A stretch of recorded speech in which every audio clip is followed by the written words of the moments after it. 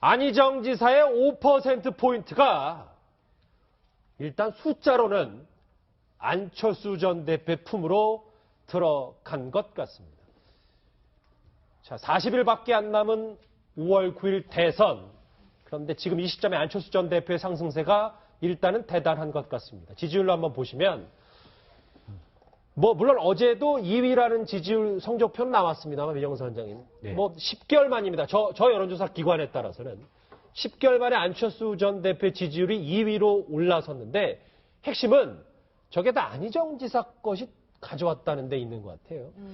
그렇습니다. 이제 그 대체적인 분석이 1차는 이제 안철수 의원이 그 지난 주말에서 호남에서의 그 압승을 통해서 보여준 그 어떤 컨벤션 효과, 그리고 지금도 진행되고 있는 그 국민의당의 그 경선 과정에서 컨벤션 효과, 그 다음에 플러스 더 큰 것이 안희정 지사가 이제 문재인 전 대표한테 도저히 안 되겠구나라고 생각을 하니까 안희정 지사를 지지했던 게, 민주당을 지지하지는 않지만은 안희정 지사를 대통령 후보로 지지했던 중도 성향의 어떤 그 지지층들이 서서히 같은 성향으로 분류되는 안철수 후보 쪽으로 서서히 이동하는 게 아니냐. 그래서 지금 저 기관의 조사에 의하면은 한 5% 가까이 정도가 그 안희정 지사를 지지했던 표가 5% 정도 가까이 안철수 쪽으로 그 이동해서 안철수가 이제 20% 가도, 저도 이제 앞으로 예측하는 게 얼마 안 있으면은 이제 민주당 경선이 확실히 끝나고 나면은 예. 안철수 후보는 3자 대결에서 4가에도 자체적으로 이제 20% 넘어갈 겁니다. 이제 그 다음은 문제긴 한데 그게 지금부터 서서히 보이고 있다. 이렇게 분석되어집니다. 예, 그렇다면 이종원 박사님, 실제로 보수표의 마음이 좀 움직이고 있다면 문재인 전 대표와 안철수 전 대표의 1대 양강 구도가 형성됐다. 저희가 이렇게 볼 수 있을까요? 아직 양강 구도 형성을 이야기하기엔 좀 이제 이르다라고 생각을 합니다. 그럼에도 불구하고 이 안희정 지사의 표가 이쪽으로 이동하는 현상은 당분간 계속 이어질 가능성이 높다. 그리고 아직 민주당 경선이 마무리가 안 된 상황이거든요. 그러니까 결론이 나서 예를 들어 문재인 전 대표 쪽으로 확실하게 이제 그 후보가 이제 그쪽으로 결정이 되고 나면 그러니까 안희정 지사를 지지했던 표심은 좀 더 많이 이동을 할 가능성이 높다, 이렇게 좀 생각을 하고요. 자, 사실은 이 표도 중요하지만 안철수 전 대표 입장에서 더 중요한 표는 보수 쪽에서 끌어올 수 있는 표를 최대한 많이 끌어와야 되는 그런 과제가 좀 있습니다. 그러니까 이 사실은 이 보수표 같은 경우에는 이번 게이트 과정에서 많이 부동층화됐는데 여전히 확실하게 움직이고 있는 그런 움직임이 없어요. 그러니까 그런 상태에서 이제 어떻게 보면 표심이 상당히 유동하고 있는 그런 그 상황인데, 그 표심을 이제 얼마나 끌어오느냐, 그건 결국 이제 그 자유한국당의 경선 과정, 그리고 이 향후에 그 안철수 전 대표, 그리고 국민의당이 어떻게 포석을 까느냐의 문제하고 저는 굉장히 관련이 깊다라고 생각을 해요. 그래서 어찌됐건 지금 당세가 약한 것이 가장 결정적인 그 결함으로 계속 작용하고 있기 때문에 그 문제를 획기적으로 돌파할 수 있는 뭔가 카드, 그런 것들을 이제 지금쯤은 내놔야 되는 시점이 되지 않았나, 이렇게 생각을 합니다. 예. 일단은 안철수 전 대표가 안희정 지사의 지지율을 5% 가까이 고스란히 흡수한 것 같다는 생각도 들어서, 이 반문연대, 안철수 전 대표를 중심하는 반문연대, 이것 관련해서 김종인 전 대표는 어떻게 생각하는지 목소리 들어보시죠. 통합정부를 어떻게 형성해야 되느냐는 이런 것에 대해서 서로 간에 의견을 나눈 거예요. 통합정부라는 얘기를 할 것 같으면 그 범주 내에 같이 포함도 될 수 있지 않겠나, 이렇게 봐요. 예.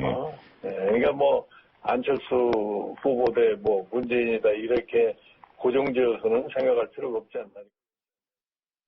김정인 전 대표는 일단 저렇게 주장하지만 김성환 평론가님, 이게 안철수 전 대표가 계속 본인 스스로도 놀랄 정도로 지지율이 계속 올라가면 반문연대든 뭐든 본인 장악만 하면 된다는 이 논리가 계속 먹히지 않겠어요? 안철수 전 대표는 앞으로 한참 동안은 장악론을 얘기할 겁니다. 본인 스스로의 지지율을 끌어올리고 난 다음에 그 다음에 같이 연대를 하든 플러스 알파를 만들든 해야지, 지금 이 시점에서 만약에 연대론을 꺼내면요, 제가 볼 때는 안희정 바람이 빠지는 거랑 비슷하게 빠질 가능성도 있어 보입니다. 그러니까 안희정 바람이 빠진 이유는 경선에서 결국 문재인 전 대표한테는 안 되는구나, 이런 것도 있지만, 안희정 지사가 이 대연정이라고 하는 카드를 민주당 경선 내에서 꺼냈기 때문에 야권에서 이 좀 개혁을 바라는 그 야권 지지층이 안희정 지사 쪽으로 안 움직였던 거예요. 그러니까 전략을 잘못 짰다고 볼 수 있거든요. 근데 결국 문 전 대표 쪽으로 점점 지지율이 쏠려가니까, 그러니까 안희정 지사 쪽에 그동안에 이제 기대를 걸고 있었던 중도 보수 쪽 성향의 표들이 그대로 지금 옮겨간 거나 마찬가지거든요. 나이대나 이런 것들을 비교해보면 거의 고스란히 옮겨왔습니다. 5%포인트가. 그렇기 때문에 안철수 전 대표가 안희정 지사 같은 그런 길을 걷지 않기 위해서는 일단은 자강론을 얘기하면서 좀 더 적극적으로 치고 나가고 1대1 구도를 만들어야 한다는 좀 당위론을 좀 더 설파할 필요가 있다. 그렇게 하면서 좀 힘을 키운 다음에 그 다음에 지금 뭐 김종인 전 대표 얘기 나오는 것처럼 그 다음에 만남의 광장으로 가든가 아니면 그냥 조금 더 혼자서 가든가 예, 그런 걸 결정하면 되지 않을까 싶습니다. 그럼에도 불구하고 안철수 전 대표도 미묘한 변화는 분명히 있습니다. 그 목소리 들어보시죠. 특정인을 반대하기 위한 연대에 반대합니다. 그리고 정치인만을 위한 무원칙한 연대에 반대합니다. 국민에 의한 연대만이 오직 승리의 길입니다. 패권주의에 안대해온 호남과 제주의 통합정신이 국민에 의한 연대 이끌 것입니다. 뭐 국민을 위한 연대다 뭐 이렇게 말을 하고 있는데 실제로 오늘 국민의당 4번째 순회 경선이 벌어지고 있습니다. 오늘 결과는 어떨까요?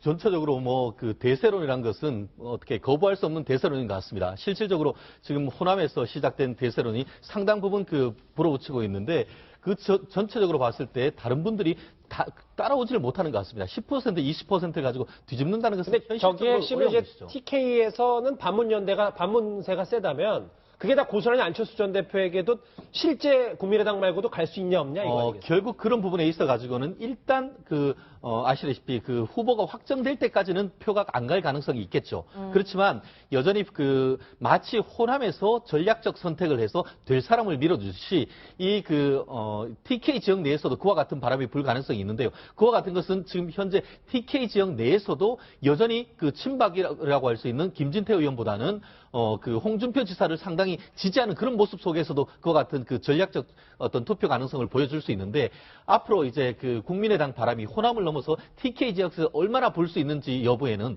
홍준표 지사가 만약에 대권 후보가 된다고 하면은 둘 사이에 연대하는 과정 속에서 충분히 녹색 바람이 TK 지역에서 불 가능성은 여전히 상존하다 이렇게 볼 수 있을 것 같습니다. 예. 저희가 여러 가지 속보들을 다루다 보니까 자유한국당 내일 경선 전망을 다루지 못했습니다. 내일 한번 짚어봐야 되겠네요. 정리하겠습니다. 여러분은 지금 뉴스특급과 함께하고 계십니다.